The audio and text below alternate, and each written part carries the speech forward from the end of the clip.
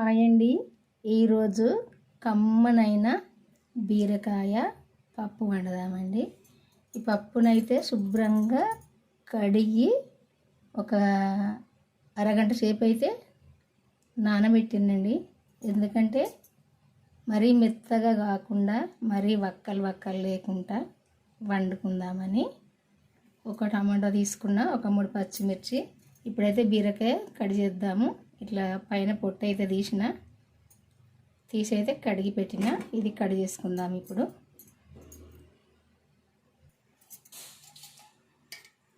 ఇప్పుడైతే నేను వండే కూరకు సరిపోనైతే ఆయిల్ వేసుకుందాము. 2 స్పూన్లు పోసిన సరిపోద్ది.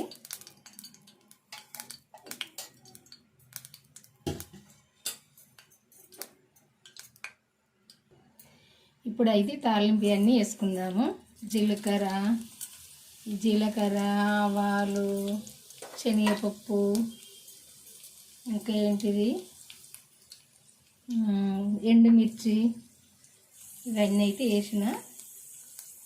ఇప్పుడు ఈ ఉల్లిపాయ వేసుకుందాము.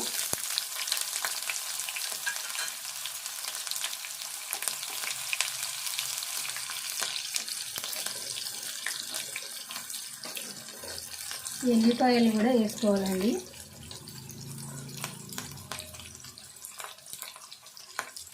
పచ్చిమిర్చి ఒక 3 కడి వేసిన, ఇవి వేసిన.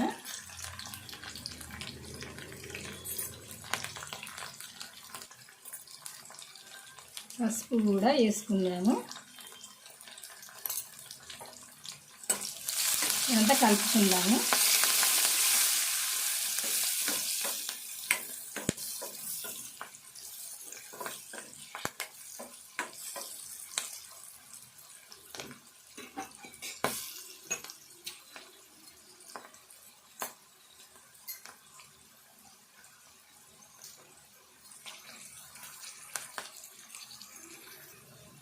అల్లము ఇప్పుడే దంచిన,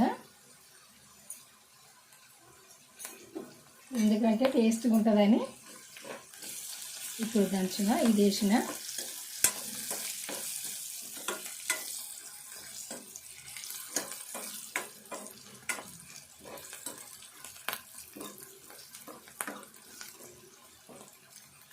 ఇదంతా వేగాలి. సాల్ట్ వేసుకుందాము. ఉల్లిపాయ తొందరగా వేగాలంటే సాల్ట్ వేసుకోవాలి.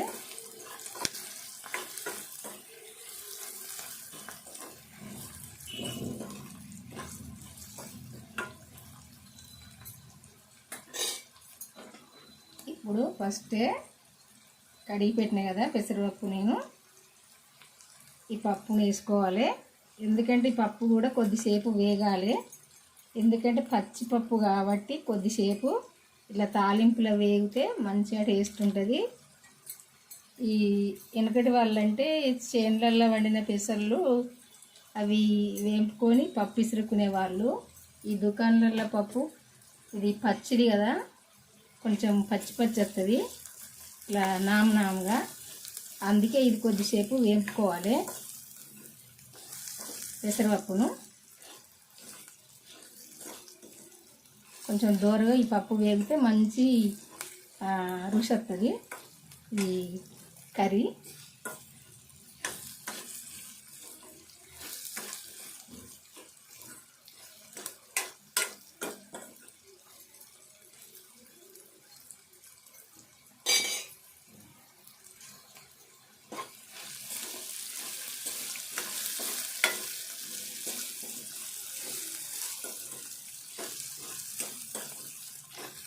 ఒక 5-6 నిమిషాలు వేగితే సరిపోద్ది.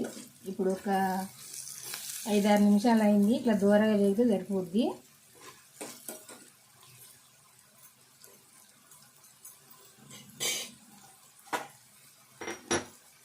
ఇప్పుడు ఈ బీరకాయ ముక్కలు వేసుకుందాము.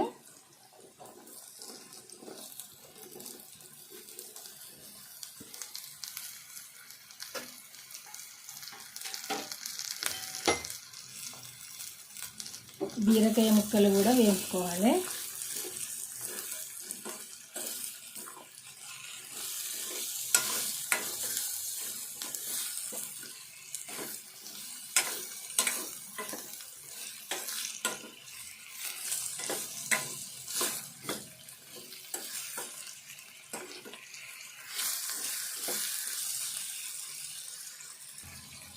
ఇప్పుడు ఈ మెంతి వేసుకుందామండి. ఎందుకంటే ఈ పెసరపప్పు కానీ శనగపప్పు కానీ పప్పు పోసిన కూరల్లో ఇట్లా ఈ మెంతి కూర వేసుకుంటే మంచి టేస్ట్ ఉంటుంది.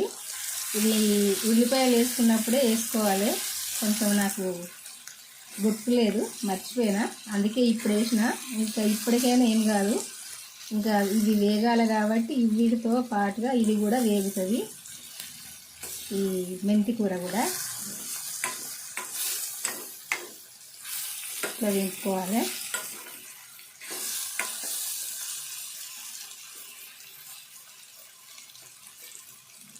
ఒక చిన్న టమాటా వేస్తాను. ఇప్పుడు ఇవి కూడా వేసుకోవాలి ఇందులోనే.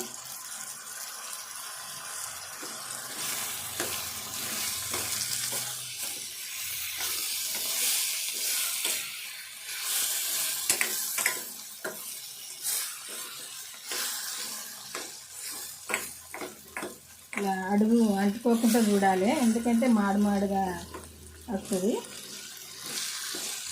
ఇలా ఈ టమాటా కూడా కొంచెం ఇట్లా మెత్తగా కావాలి. బీరకాయ ముక్కలు కూడా వేగాలి. ఇట్లా కొద్దిసేపు వేగితే సరిపోద్ది. ఇప్పుడు కారం వేసుకుందాము. ఒక 3 పచ్చిమిర్చి వేసిన కదా, ఒక చెంచాడు కారం వేసిన. ఎందుకంటే నేను 2 సార్లు వేసింది కూడా ఒక్క చెంచా అవుతుంది. ఒక చెంచాడు వేసిన. ఇప్పుడు కలుపుకుందాము.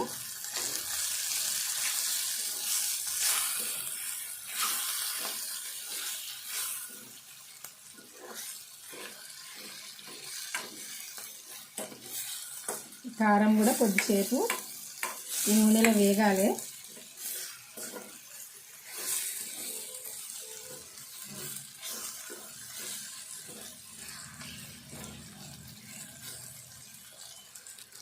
ఇప్పుడు లైట్గా కొన్ని వాటర్ వేసుకోవాలి ఇలా. ఎందుకంటే ఈ పప్పు నానింది కదా, ఎక్కువ వేసుకుంటే ఆ పప్పు మెత్తగా అయిపోద్ది. ఒక సగం గ్లాసు పోసిన సరిపోద్ది. కొంచెం పప్పు మరీ మెత్తగా కాకుండా మరీ వక్కలు లేకుండా ఉడుకుతుంది, సరిపోద్ది. నేను పోసిన వాటరు. ఇప్పుడు ఇందులో కొంచెం కొత్తిమీర వేసుకుందామండి. అట్లనే కొంచెము వేంపిన ధనియాల పొడి వేసుకోవాలి. పచ్చిది వేసుకోవద్దు, ఇది వేంపిన ధనియాల పొడి సరిపోద్ది. అయిపోయిందండి బీరకాయ పప్పు. ఇట్లా వండుకుంటేనైతే చాలా టేస్ట్గా కమ్మగా ఉంటుంది. చూడడానికి బాగుంది కదా, తిన్నా కానీ కమ్మగా ఉంటుందండి. నేను వండిన ఈ బీరకాయ పప్పు కనుక మీ అందరికీ నచ్చింది అనుకుంటున్నా. నచ్చితే కనుక ఒక లైక్ చేయండి. లైక్ చేసి అయితే మన ఛానల్ అయితే సబ్స్క్రైబ్ చేసుకోండి వాళ్ళు ఉంటే. నేను పెట్టిన వీడియోలు చివరి దాకా మన ఛానల్కి అయితే వెళ్ళి చూడండి. చూసినప్పుడే నేను ఎట్లా వండినా అన్నది మీకు తెలుస్తుంది. మీరు కూడా వండుకోవచ్చు. వండుకొని చూడండి, ఇట్లా చాలా కమ్మగా ఉంటుంది టేస్ట్గా.